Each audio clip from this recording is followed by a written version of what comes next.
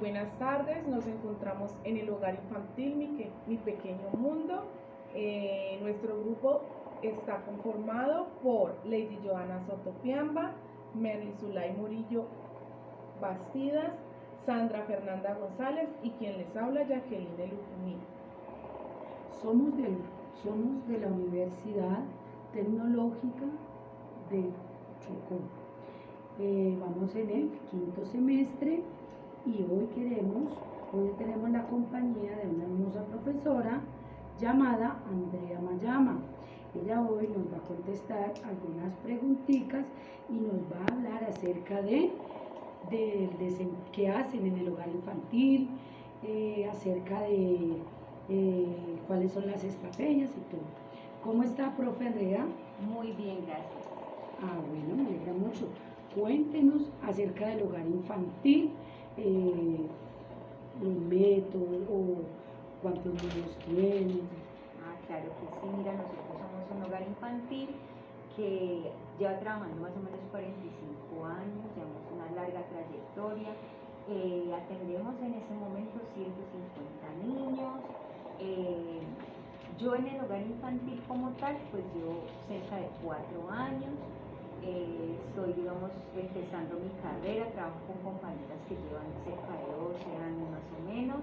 Eso es lo que, el tiempo que llevamos nosotros trabajando, y la conformación, el talento humano, somos 19 personas aproximadamente.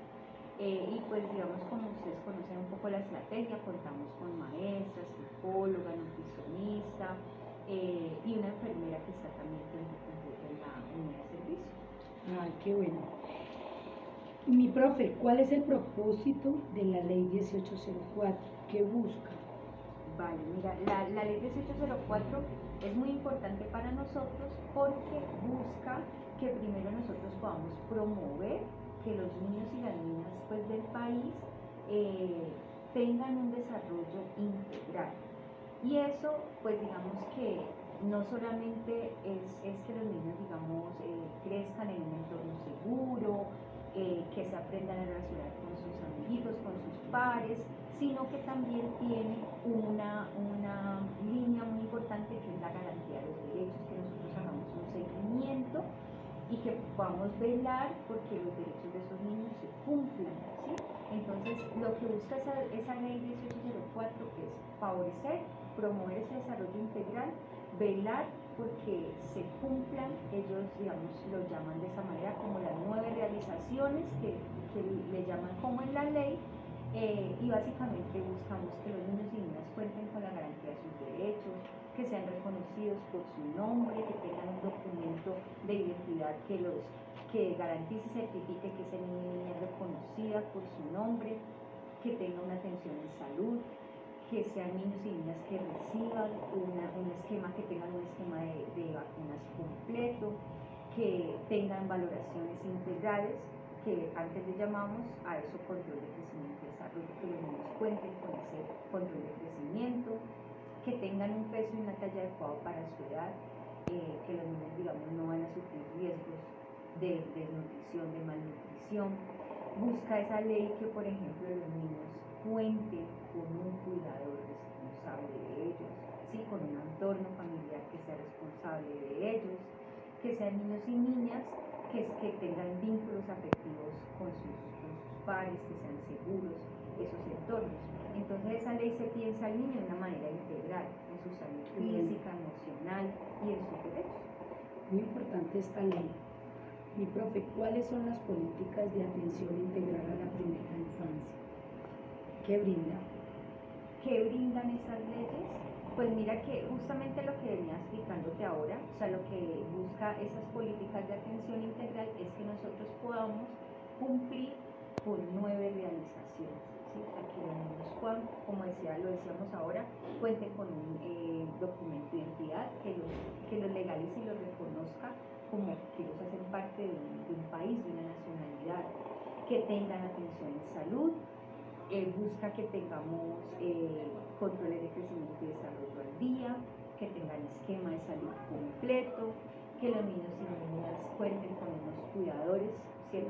Que respondan por ellos, que tengamos un entorno familiar que los cuida, que los niños tengan acceso, por ejemplo, a libros en su casa, esa es una de las necesidades que se da, que los niños, que las familias reciban unos talleres de formación a familias, o sea, que digamos nosotros en nuestras unidades de servicios, desde sea hogares infantiles, sea CDI, los papás puedan recibir en nuestros hogares infantiles o CDIs un programa de formación a familias orientado a las necesidades de esos niños y esas niñas.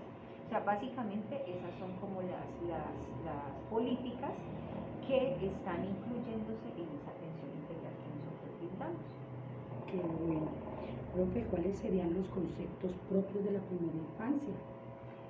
Mira que nosotros tenemos varios, o sea, a nosotros como tener muy presente como todos los documentos que despliega el ICBF y actualizarnos constantemente con lo que dice el Ministerio de Educación. Pero yo diría, dentro de mi labor, que las más importantes es tener en cuenta qué es el desarrollo integral, porque a veces uno cree que es una sola cosa y me parece importante que tengamos claro qué es un desarrollo integral. Si nosotros estamos fortaleciendo y favoreciendo, pues tenerlo claro. Tenemos que tener claro, creería yo, cuáles son los derechos de los niños y las niñas, o sea, toda esa formación en derechos. Y en ese mismo sentido, las rutas de actuaciones son muy importantes, porque si yo identifico que un niño está siendo vulnerado sus derechos o que este niño no tiene una atención en salud, listo, yo ya lo verifiqué. Pero sin las rutas, pues no me quedo yo como sin herramientas, o sea, ¿qué hago? ¿A dónde pregunto? ¿A quién le aviso que este niño necesita salud, por ejemplo?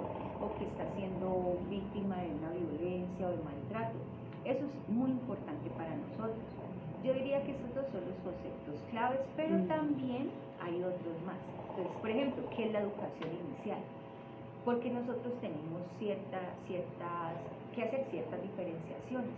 No es lo mismo un niño de transición a un niño que está en la educación inicial, no se le enseña lo mismo. Nosotros acá no pedimos cuadernos, nosotros, o sea, sí los usamos cuadernos, pero diferentes, ¿no? Por ejemplo, usamos un cuaderno viajero. Claro, sí leemos, pero leemos al nivel de los niños, entonces es importante saber qué es la educación inicial para nosotros. Mi profe, una preguntita, para usted, ¿qué es la educación inicial? Pues mira, esa pregunta es muy importante. La educación inicial para mí, dentro de lo que yo he podido como crear con los niños y las niñas, es como esa primera aproximación como a crear y reconocer el mundo que nos rodea, a cómo nos relacionamos con los otros, o sea, con las personas adultas, con las personas de afuera de la calle y también entre nosotros, entre los niños y las niñas, con los espacios, con los objetos. O sea, esa exploración que hacen los niños y que hacemos nosotras con ellos, todo eso hace parte de la educación inicial. Diría que la educación inicial no es la educación formal, o sea, no es un aprendizaje para adquirir ciertas competencias, por ejemplo, en matemática, que el niño lleva el cuaderno, que hace la plana, que aprende que el 2 es así, y que 2 más 2 da 4. O sea, la educación inicial no tiene esa ruta tan estrecha. Más al juego. Exacto, o sea, la educación inicial se basa en las actividades rectoras, ¿cierto? Y es bueno, cómo yo voy a llevar a ese niño y a esa niña, cómo le voy a proponer que, por ejemplo, reconozca los temblores, cómo le voy a llevar yo a eso. Entonces ahí es donde entran las actividades rectoras, entonces lo hago por medio del juego, lo hago por medio de las rondas infantiles, además porque es que todo el tiempo esa información está ahí circulando, sino que ya nosotros, por ejemplo, creamos los proyectos, creamos las actividades y entonces decimos, bueno, vamos a reconocer el color amarillo, pero entonces lo vamos a hacer a través del cuento, vamos a hacerlo a través de la ronda, ¿sí? Digamos que para mí eso sería la educación inicial, o sea, es un acompañamiento, porque nosotras somos líderes como maestras, pero realmente los que llevan la batuta son los niños. Nosotros lo acompañamos a reconocer ese niño. Sí, ¿Cuál es la finalidad de la gestión intersectorial para la atención integral? Uy, mira, importantísimo. Nosotros en la unidad de servicio no somos nada si no hacemos un acompañamiento, por ejemplo, en el programa de la huerta. Nosotros tenemos un proyecto que se llama Huerta Sembrando con Amor. Bueno. Y en ese programa la articulación intersectorial quiere decir que como las instituciones se van articulando para llevar a cabo un objetivo. Entonces nosotros en la huerta necesitamos semillas, necesitamos tierra, digamos guadua para levantarnos un semillero bien hermoso. Entonces nosotros vamos y le decimos a la organización como la UMATA, como la CBC, con los programas que ellos hacen anualmente, les decimos, miren, el hogar empezó, necesitamos tierra, necesitamos talleres, y ellos también nos necesitan a nosotros, porque resulta que las políticas están actualizándose a cada rato.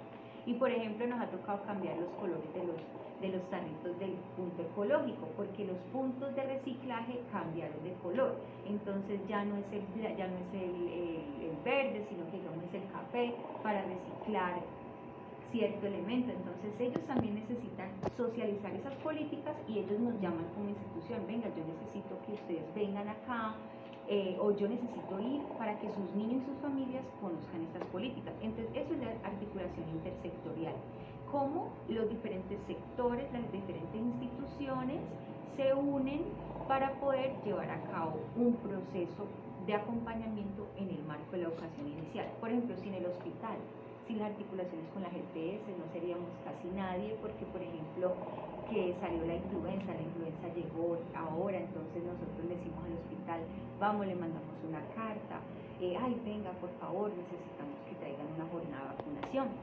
Entonces es indispensable para nosotros, de hecho la política, la 1804 nos invita a que lo hagamos, o sea, ellos dicen, tiene que haber, o sea, no es que ellos quieran o que nos parezca muy bonito, es importante, pero la ley lo dice, tienen que haber articulaciones para que esos niños y niñas reciban un desarrollo integral, porque sin que el niño no conozca esas políticas tan importantes, pues no va a haber un desarrollo integral. El niño debe conocer su entorno, saber cómo reciclar, saber que bueno, me tengo que vacunar para estar bien. Entonces, básicamente esa es la forma en que yo les podría explicar a ustedes de pronto cómo funciona esa articulación entre los sectores. De hecho, eso va mucho más allá, ¿no? Por ejemplo, nosotros trabajamos con el Centro Zonal Palmira y muchas veces, por ejemplo, nos llegó un caso de una niña, yo tengo una niña en mi grupo que ella viene de Tuluá y ella tuvo una vulneración de derechos. Tuvo que entenderse la comisaría de Tuluá con la comisaría de Ginebra para poder que ese proceso se adelantara. Entonces, mira que no solamente son las instituciones de Ginebra, sino que nos cobija incluso mucho más allá. ¿Qué importancia tiene la veeduría en los niños y las niñas? ¿La manejan en este hogar infantil? Sí, promovemos, es difícil, pues si hablamos de veeduría ciudadana, ¿cierto? Si es veeduría ciudadana, mira que es muy duro porque los papás a veces no participan. Ellos, como no conocen, yo veo que, por ejemplo, la psicóloga a nosotros ya a cada rato nos dice, ay, dígale a un papá que nos ayude a venir a esta reunión, que necesitamos invitarlo para que conozca esta información. Porque el hogar infantil debe activar cada año un comité de control social, de veeduría ciudadana, porque es que también nosotros tenemos un gasto de lo público. Y pues acá no se ha visto, pero en el ICB se ha visto malos gastos. Entonces, si nosotros no administramos bien los recursos, no va a pasar nada, porque el dinero que llega a ICB llega a los hogares infantiles y los hogares infantiles o los CEDIS administran el recurso, con ese recurso se compra la comida de los niños y se paga a las maestras, a todos los insumos. Entonces, si yo como funcionaria me robo esa plata, un niño no va a comer bien, a una profe no se le va a pagar bien. Entonces es muy importante, pero sí pasa que no conocen, o sea, las familias a veces no conocen. A nosotros nos dan charlas, capacitaciones, pero realmente eso es un sentir como ahora, que no hay conocimiento. Y ya si hablamos de veeduría diaria, del seguimiento al desarrollo que hacemos todos los días, fundamental, eso debe ser diario. Desde que el niño entra hasta que el niño sale del hogar, estamos viéndolo, observándolo. El niño cómo llegó, el niño está triste, el niño llegó golpeado, el niño de qué está hablando, los papás se separaron, llegó una mascota a la casa, llegó un niño nuevo a la casa, un primito. Todo eso es importante para nosotros porque con esa información es que conocemos al niño, sus necesidades, lo que le gusta, lo que no le gusta. Entonces es fundamental. Claro, y es muy importante también de que no se vulneren también los derechos de los niños. Claro. Al estar en un constante seguimiento, tanto en lo económico, tanto en lo emocional del niño, en su alimentación. ¿Cuáles son las modalidades de la primera infancia? Mira que yo les había contado ahorita un poquito como que cuáles eran esas modalidades. Nosotros, por ejemplo, trabajamos en modalidad hogares infantiles, que hacemos parte de una modalidad más grande que es la institucional. Pero pues, por ejemplo, hay otra modalidad que es la modalidad FAMI, ¿cierto? Que ellos no trabajan como en una institución como nosotros, sino que ellos se ubican directamente en las casas de las familias, van a hacer visitas y demás. También está otra modalidad que es la propia o la intercultural, y es ya es más que todo, por ejemplo, a comunidades específicas, ¿no? Como más entornos como más indígenas, de espacios que son más de etnias específicas. Entonces ellos tienen esas modalidades porque tienen otro tipo de forma de trabajar, a veces tienen otros lenguajes, entonces como para pues cautivar y poder promover que eso se cuide, hay esas modalidades propias que son interculturales, se llaman así. Esas son las que yo conozco más que todo, y ahorita a la mente se me vienen esas: institucional, FAMI, propia o intercultural. Puede que se me vayan. Y los CDI también. Eso, CDI. Una modalidad. Profe, ¿qué es el RIA? RIA. El RIA, mira que es como las rutas integrales de atención. O sea, es como la sigla con la que yo les decía ahora, que son todas las rutas que activamos cuando encontramos riesgos, amenazas, inobservancias de los derechos. Esas son las rutas. Entonces ya digamos que eso ya en cada municipio están organizadas. Puede que en algunos lugares cambien, pero casi en todo lugar está ya estipulado. ¿Qué debo hacer yo como maestra si encuentro un niño que le están vulnerando sus derechos? O sea, eso ya está como estipulado. Mi profe, para finalizar, ¿cómo define usted la integridad de la primera infancia? Yo pienso que la integridad tiene que ver con cómo abarcar o sea, como lo más amplio del niño, no solo viéndolo incluso en su parte física, porque yo puede que vea al niño que esté bien, yo lo veo que está bien vestidito, bien entrenado. Es como lo que decías tú ahora, o sea, es ver al niño en sus silencios, en sus sonrisas, en sus elecciones. El niño que elige ese tren, no eligió el caracolito, eligió el tren. Entonces en sus elecciones y en lo que no elige, en la salud física, en la salud emocional, en la relación con sus padres, y también lo veo como en la comunidad. O sea, yo como maestra también tengo que ver al niño de Ginebra, o sea, al niño no solo que viene al hogar, sino al niño de Ginebra. ¿Qué necesita el niño de Ginebra? ¿Será que el niño de Ginebra está teniendo espacios culturales, deportivos? ¿Será que el niño de Ginebra está teniendo una buena atención en su salud? ¿Será que el niño de Ginebra tiene entornos saludables, amorosos en donde desarrollarse? O sea, nosotros como maestras, yo siento que vemos mucho más allá, que nuestros ojos se abren mucho más allá de ver al niño aquí jugando y salió a las 3:30, 4 y ya. Hasta ahí no llega nuestro trabajo se va a veces a la casa pensándonos este niño, ¿por qué no? Aquello. Entonces para mí eso es la integralidad, o sea, cobija todo lo que puede tener la esfera de la vida del niño, en la relación con él mismo, con los demás y con los entornos en donde él explora y está creciendo. Profe, muy bueno, muy chévere. Muchas gracias, gracias por su valioso tiempo.